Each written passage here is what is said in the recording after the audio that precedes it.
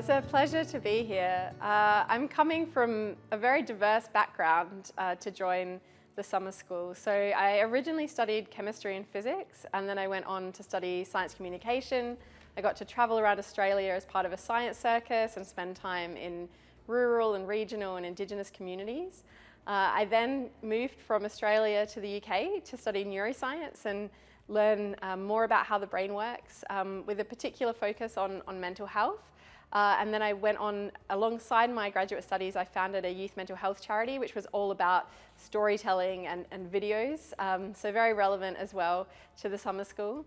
And then I brought all of my different passions together in working with nature, working with people, really understanding why we do what we do, and how the health of our minds is deeply affected by the health of our environment, through the work that I now do leading the Climate Care Centre at Imperial College in London, looking at how climate change and environmental change and brain health and mental health are deeply connected.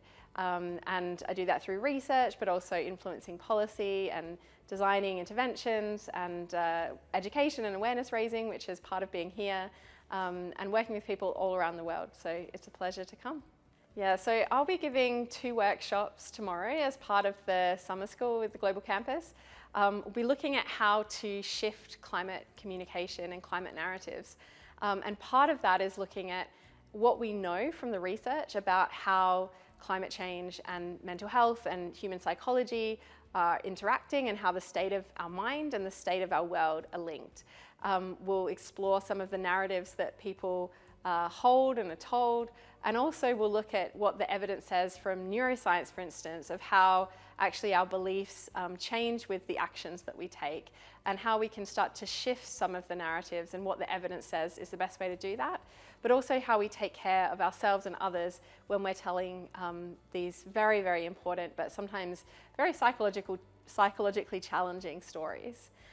So yeah, it's really wonderful to be here. And human rights is profoundly interconnected with the climate crisis. The climate crisis is a human rights crisis, and very often climate change has been seen as something sort of out there, abstract in the realm of physics, say, and it's only over recent years that really health and human health has started to have the place that it needs to have as central to the climate justice narrative, the climate policy narrative, the climate litigation narrative, because we know that people's lives and livelihoods are being affected all around the world, with every other kilo of carbon dioxide that goes into the atmosphere. As the temperatures rise, we know that people's lives are being profoundly impacted. And this really came to bear in the decision made by the International Court of Justice recently, when they really unanimously declared that climate change is a matter of human rights in law as well. So we're going to learn tomorrow some of the skills around shifting climate communication.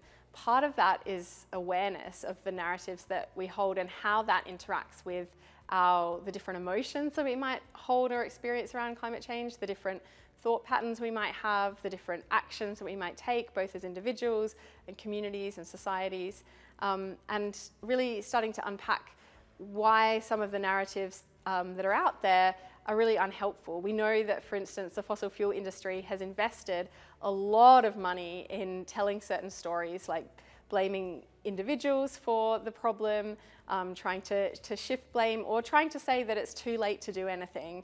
And then it can be very black and white, or technology will save us, we don't need to do anything. There's a lot of narratives that just create a sense of powerlessness, and that's what a lot of people feel right now.